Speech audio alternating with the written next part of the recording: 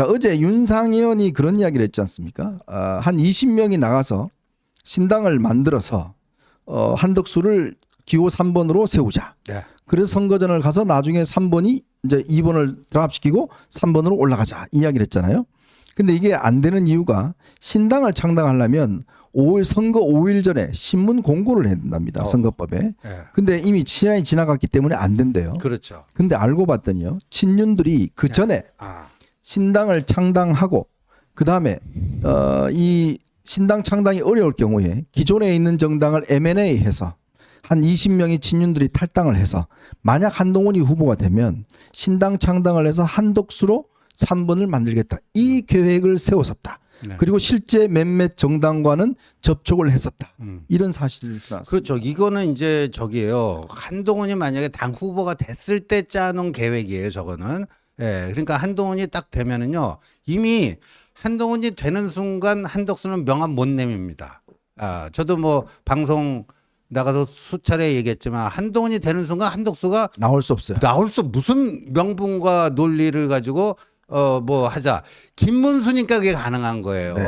김문수니까 저 보세요. 윤상현이 아까 4월 8일에 중요한 사건 3가지 중에 두 번째 사건의 그 주인공 아닙니까? 네. 제일 먼저 찾아갖고 한덕수한테 출마하십시오. 근데 저 윤상현이 지금 국민의힘 경선 과정에서 무슨 역할을 했죠? 김문수 캠프의 총괄선대위원장을 한 거예요. 그렇죠. 그럼 김문수는 윤상현이 한덕수 찾아가서 출마 요청한지 모르고 그럼 자기 그 성 캠프에 대빵을 맡겼겠습니까? 네. 아니죠. 그러니까 윤상현은 처음부터 김문수를 그런 한덕수하고 합치는 그 지렛대로 삼으려고 한 거고 김문수도 그거 알고 홍준표 말에 의하면 문수영은 그 윤건희와 쌍권의 그 음모를 알고 역이용한 것뿐이다. 그런 건데 근데 윤상현은 김문수를 당선시키는 게 목적이 아니라 한동훈을 어떻게까지 분쇄시키는 게 목적이다 보니까 2차 저지선 1차 저지선 나경원 아웃됐고 2차 저지선 김문수까지 통과해갖고 한동훈이 국민의힘 후보가 되면 그럼 어떻게 하느냐. 제3당으로 우리가 가자. 근데 신당 그 알아봤더니 그건 잘 안 되고 그러니까 뭐 세미래 뭐 또는 개혁신당 네. 이런 기존의 정당하고 이렇게 물밑 협상을 해서 그쪽으로 옮겨가도 거기다가 뭐 한덕수를 세우고 기호 3번을 만들어서 어떻게 해보자 그런 얘기 아니에요? 정말 이게요. 이야기를 들으면서 야 도대체 이 윤석열이라는 사람이 어떻게 이런 그것까지 그러니까 아무리 그렇지만 한동훈이 미워서 저런 무지막지한 계획들을 친윤들과 함께 짤 수 있을까? 그러니까 결국은 이 선거를 이재명을 막기 위한 선거가 아니라 한동훈을 막기 위한 선거로 지금 치렀던 겁니다. 지금 또 속보가 나오는데요. 네. 홍준표가요. 네. 상임선대위원장 수락한 게 아니고 나는 안 믿는다. 내일 미국 간다 또 그랬네. 아이고. 이거 저기 그러니까 인생 산막을 열기 위해서 미국 간다는데 아마도 이제 인생 1막은 검사고 2막은 정치고 3막은 개그가 될 것 같아요. 원래 저 청년 시절에 홍판표 학생의 미래 희망이 개그맨이었어요. 네. 참, 여러분 이게 참 어떻게 돈병이 될지 모르겠. 이게 무슨 개그 콘서트도 아니고 무슨 이런 일이 다 있습니까 진짜? 네? 그러니까 이제 이게 사실 그 아까 말씀하신 대로 김문수 한덕수가 비슷하니까 싸우는 거예요. 네, 맞아요. 이게 지금 엊그저께 나온 그 SBS 이소스 여론조사를 보면은 단일화 선호 인물에서 전국 그 유권자들 보니까 김문수 27%, 한덕수 26%, 이 중에서 없다가 43%예요. 네네. 근데 비슷해요. 비슷하니까 싸우는 거예요.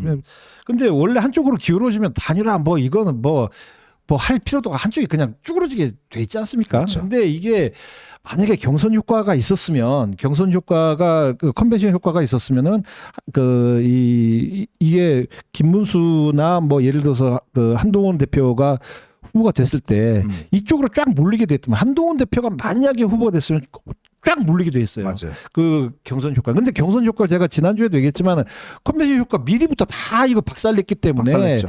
한동훈 대표가 됐어도 굉장히 힘들었을 거다라는 생각은 합니다. 근데 이번에 제가 지난주에 말씀드렸던 것처럼 그 이번 주에 나온 여론조사를 쭉 보니까 3가지 특징이 있어요. 네. 첫 번째는 역 컨벤션 효과다. 역컨벤션. 그러니까 그 이 5.3 전당대회를 했던 이 그 국민의힘 지지율이 오르는 게 아니라 민주당이 오르고 있다.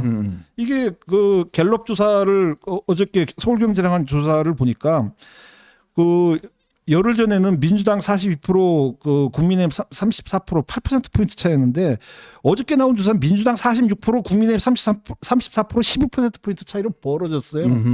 그리고 두 번째는 역시너지 효과다. 역시나. 예, 둘이 합치면은 또 이게 더 플러스가 돼서 더 지지가 더 나와야 되는데 이게 보면은 그거보다 낮아요. 네. 낮은 게 MBS 조사에서 보면은 한독수 그 사자 대결 했을 때 한독수 23, 김문수 12, 그럼 합치면 35가 나와야 되잖아요. 근데 삼자 대결로 했을 때 한독수 집어넣으니까 34, 김문수 집어넣으니까 29예요. 그러니까 35보다 더 안 나와요. 그게 이제 역시너지 효과. 그 다음에 그 세 번째가 뭐냐면 역사법 리스크다. 이 사법 리스크가 사실은 그 이재명 쪽에서는 굉장히 그 심각한 리스크지 않습니까? 그렇죠. 물론 이제 그 파기환송이 늦어지긴 했지만 파기환송이 늦어지는 걸 안고 있는 것만 하더라도 이건 굉장히 리스크단 그렇죠. 말이죠. 그런데 이게 제가 그 어제 그제 나온 여론조사 보니까 제가 깜짝 놀란 게 1심에 작년 11월 달 유죄 나왔을 때 여론조사를 해보면은 그 유죄 판결이 그 적절하다가 49%, 부적절하다가 41%, 8%포인트 더 많아요, 적절하다가. 근데 이번에 대법원에서 이제 유죄 취지로 그 파기환송이 됐지 않습니까? 네. 부적절하다가 47%, 적절하다가 45% 뒤집어졌어요. 왜 이게 뒤집어졌냐? 그럼 이재명에 대한 그 이 사법 리스크에 대한 판단이 바뀌었다라기보다 그 사이에 중도 보수가 여론조사에 참여를 안 했다라고 보여집니다. 저는. 그러니까 아까 말씀드린 투표를 떨어지는 것처럼 그러면 여론이 사법 리스크가 오히려 이재명한테 유리한 리스크로 역사법 리스크다 이것도 세 가지 우리가 생각할 수 있는 반대의 방향으로 지금 선거의 흐름이 가고 있다. 이거 다 누가 만드는 거예요? 이거 다 당 지도부하고 이 두 후보가 만드는 거 아닙니까? 이게. 아무리 바보라도요. 이런 선거 기획을 짠다는 게 우리가 그동안 참 황당한 이 김태우를 이 강서구청장 내보낼 때부터 그런 이야기를 했지만 어떻게 이런 그 계획을 짜죠? 그 원래 뭐 기획이 다 그렇잖아요. 네. 예, 한 번이라도 뭐 잘 된 적이 있습니까? 예. 아니 근데 문제는 다 끈떨어진 분 아닙니까? 네, 그러면 뭔가 끈떨어졌는데. 새롭게 태어나기 위해서 새로운 어떤 또 이걸 받아들이고 그걸 판단을 해야 될 텐데 국민의힘 의원들은 이 친윤들은 뭐에 홀려가는지 그냥 계속 끌려가는 거예요. 그러니까 결국 그게 뭐냐면 자기의 이해관계와 윤의 이해관계가 같다라고 생각하는 거 아닙니까? 그렇죠. 그죠? 그렇죠. 그러니까 결국 이걸 놓지 않겠다. 네. 한동훈 들어오면 다 내쳐지니까 그렇죠. 결국 끝까지 지켜내겠다. 네. 이걸로 하는 거예요. 그 많은 정말 지지자들의 뜻을 모르고 그걸 또 일부 지지자들은 그렇게 또 알아듣고 그걸 또 이 배모 씨, 고모 씨, 이 복모 씨, 이런 사람들은 계속 서모 씨 계속 그렇게 유튜브 나가서 떠들고 하면서 결국 그게 그냥 사람들의 인식에 머리 박힌 거예요. 그런 거죠. 네? 그러니까 보수가 아니죠. 사실 저는 이제는 좀 냉정하게 말씀드리면 윤석열 전 대통령이 진정한 보수주의자인가 저는 그렇게 생각 안 합니다. 예, 무슨 국민을 배반을 했잖아요. 자신을 대통령으로 뽑아준 국민의 신임을 중대하게 배반했다. 이게 헌법재판소 파면 결정문에 나오는 문장 아닙니까? 국민을 배반을 했고요. 비상계엄이라는 거는 보수주의적 가치에 역행하는 겁니다. 반하는 겁니다. 있을 수 없는 겁니다. 그래서 윤통이라는 사람은 나라와 국민 또 보수 진영 어떤 대의 가치 이거보다 본인의 어떤 욕구와 본인의 어떤 하고자 하는 그게 항상 최우선이었죠. 네. 제가 그래서 여러분들한테 이제 건의드리고 또 여러분들은 이제 말씀드리는 게 이번 대선이 어쨌든 끝나면 저는 정말 대대적인 보수 개혁 운동을 실시를 해야 됩니다. 진짜 보수가 뭔지, 보수는 어떻게 돼야 되는지 이런 것들에 대해서 정말 뭐라고 그럴까요? 비상계엄을 찬성하고 이런 식의 이거는 보수가 지켜내야 될 이게 근본적인 이유가 아닙니다. 그렇죠. 그렇기 때문에 정말 이런 보수 개혁을 통해서 정말 국민들이 신뢰하는 책임감 있는 보수. 저는 이런 보수를 앞으로 만들어내야 돼요. 그렇지 않으면 앞으로 보수의 암흑기가 10년이든 20년이든 올 겁니다. 국민들로부터 동의받을 수가 없어요. 이 보수 갖고는요. 정말 10년, 20년 동안 암흑기를 할 수밖에 없습니다. 아마 이재명은 뿌리까지 아마 다 뽑아낼 겁니다. 그러면 거기에 대응하기 위해서는 우리 스스로 단단하게 단련되어 있어야 되고 도덕성과 분명히 이 미래지향적인 어떤 것들을 다 가지고 있어야 돼요. 그러기 위해서는 우리 스스로가 무장을 해야 됩니다. 그리고 우리 스스로가 올바른 정도를 가야 돼요. 그렇지 않고서는 이 중도에 있는 국민들이 더 이상 보수한테 신뢰를 하지 않을 겁니다. 이게 그 사실 이 하나의 정당이 다시 재탄생하는 모습은 사실 선거를 통해서 이게 그 뭔가 혁신적인 그 결과가 나와야 돼요, 사실. 근데 이게 뭐 이번 대선은 그렇다 치고 그러면 곧바로 내년 6월에 지방선거가 또 있습니다. 네. 지방선거가 또 있는데 연이어 그 지방선거에서 또 이제 어떤 결과가 나올지는 뭐 두고 봐야겠지만 사실 뭐 대선에서 만약에 실패한다고 해서 지방선거까지 계속 실패를 할 경우에는 진짜 보수 정당의 암흑기가 굉장히 길어질 수밖에 없죠. 네. 그게 우리가 경험을 해봤잖아요. 저희 문재인 정권 때 대선, 지방선거, 뭐 총선까지 연짝으로 패배하면서 우리가 한번 경험을 해봤는데 우리가 이게 다음 누가 이제 뭐 전당대회에서 또 당대표가 될지는 잘 모르겠지만 어쨌든 바닥부터 다시 이제 이거를 만들어 나가야지. 네. 그러면서 향후 1년 뒤에 지방선거까지 잘 이걸 다져 나가지 않으면 상당히 이게 그 보수 정당의 암흑기는 길어질 수밖에 없다. 근데 결국 이제 우리가 앞으로 이제 이 선거 끝나게 되면 아마 많은 분들께서 또 이제 일부 세력들은 호도하겠죠. 네. 자, 이 선거 이 한동훈 때문에 졌다. 네. 뭐 이런 식으로 하겠죠. 그럴 때 아마 많은 국민들이 이제 이 진실을 이제 아시게 될 것 같아요. 그럼요.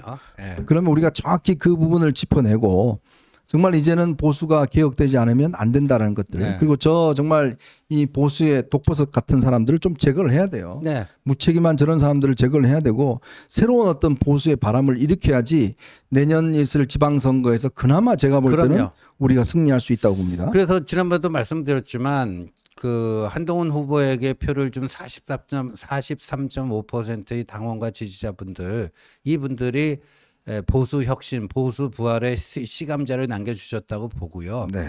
이렇게 되면 정말 6월 3일 그 뭐 더 있어 보고 마지막까지 최선을 다해야 되겠습니다만 오늘 뭐 이런 장면으로 거의 뭐 구분응선도 넘어간 것 같아요. 네. 구분응선도 넘어간 것 같고 그렇다면은 정말 옛날에 그 김수환 추기경이요.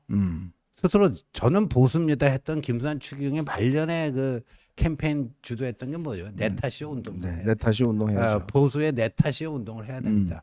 그 윤석열 정치는 보면 맨 그 손가락질해요. 네. 너 때문에 안 돼. 너 때문에 안 돼. 그 자기 편 내에서도 야 이준석 너 안 돼. 막 김기현 올려놓고 너도 안 돼. 한동훈 올려놓고 너도 안 돼. 요번에 김문수도 뭐 해놓고 너도 안 돼. 계속 이거 아니에요. 그러네요, 진짜. 참 우리가 할 일이 참 더 많고 또 우리가 보완해야 될 게 너무나 많습니다. 지금 제가 시간이 없어 민주당 이야기를 못하지만 지금 민주당 같은 경우 죄송합니다. 이 사법부뿐만 아니라 이 선관위까지 겁박을 하고 있고 정말 이 3권을 전부 다 가지는 정말 사상 최고의 강력한 정부가 탄생할 것 같습니다. 그렇게 되면 이 정권이 글쎄 저는 뭐 그렇게 썩 오래 갈 것 같지는 않은데 문제는 그럴 때 우리가 단일 대우로서 탄탄하게 대응을 하고 이거에 대해서 정말 정확하게 공격할 수 있고 힘을 모을 수 있는 이러한 세력이 필요합니다. 그렇죠. 과연 지금 국민의힘 세력이 그걸 할 수 있을까요? 저는 전혀 못한다고 봅니다. 지금 보십시오. 이거 하나 해결 못하잖아요. 아니 그리고 만약에 6월 3일에 이재명이 상당한 표차로 그 대통령이 당선된다면 1등 그 수훈력이 누구예요? 윤건이 아니에요, 윤건이. 그러면 윤건이가 이재명 대통령 90% 이상 이재명 대통령 만들어준 거 아니에요? 끝까지 만들어준 거죠. 네. 끝까지 선거 이 날짜 조기 대선 하는 거, 그 다음에 선거 운동 하는 거 할 필요 없어요. 선거 그렇죠. 운동 다 해주는데 뭐 이거 보십시오. 이 꼬라지 보십시오 지금. 이 국민의힘 하는 꼬라지 보십시오. 후보라는 사람이 나가서 나 단일 안 해요. 그러니까 당신 뭐야 하면서 나가지 마 하고 맞고 이건 뭐 꽃다발 주다 그다음에 완전 팽개치고 이런 일들이 벌어지는 게 지금 국민의 현주소에 지금 후보 지금 등록 하루 앞두고 이런 겁니다. 지금 법원에 지금 누구를 할까요? 법원장에 좀 결정해 주세요. 한덕수예요, 김문수예요. 이러고 앉아 있습니다. 젊은 판사한테 그걸 결정해 달라고. 예? 이게 지금 정당의 지금 이 현주소라는 거 아니겠습니까? 이런 정당을 어떻게 지금 앞으로 이 책임을 맡기겠습니까? 그러니까 그날 그 일주일 전에 5월 3일 날 킨텍스 전당대회 뭐 저도 가봤지만은 그 김문수 후보가 식구들을 데려왔죠. 맞아요. 네, 뭐 손자까지 다 왔더라고요. 네, 데려왔죠. 저는 그 부분에 대해서 네. 뭐 한동훈 그 후보는 뭐 당연히 뭐 이제 당의 행사니까 가족 행사가 아니라 뭐 혼자 있었지만 전 식구들 다 같이 온 거가 상당히 좀 그 의아한 느낌이 들어요. 의아한 좀 느낌. 의문이 있더라고요. 의아한 느낌이 들어요. 이게 보통 해서 이게 만약에 지는 선거다라고 사실 뭐 이게 그런 생각이 들었으면 아니 그러니까 이긴다는 확신이 없었으면 그렇죠. 손자까지 데려왔겠나. 맞아요. 근데 그거는 개인적인 확신이 아니라 누군가의 또 누군가의 뭐가 있지 않았을까라고 하는 그냥 개인적인 네. 상상은 해봅니다. 그것도 아마 곧 드러날 거예요. 상상은 해보는데 뭐 저는 그렇다고 그래서 이게 경선 자체가 부정선거다 뭐 이런 거를 제가 지금 얘기하는 건 아니에요. 네. 제가 지금 얘기한 건 아니는데 근데 어쨌든 그 정도로 김문수 후보는 현 당 지도부와 상당히 이 결합이 돼 있었을 가능성이 있다. 그리고 실제로 또 그래 왔고요. 그래 왔고 그런데 그 의도와 다르게 지금 전혀 다른 행태를 보이니까 좀 완전히 이런 아사리판이 벌어지고 있다. 네. 그래서 이거를 보면은 참 이게 그 여러모로 이해가 안 가는데 뭐 언젠가는 다 밝혀지겠죠. 네. 예, 밝혀야 되고요. 네.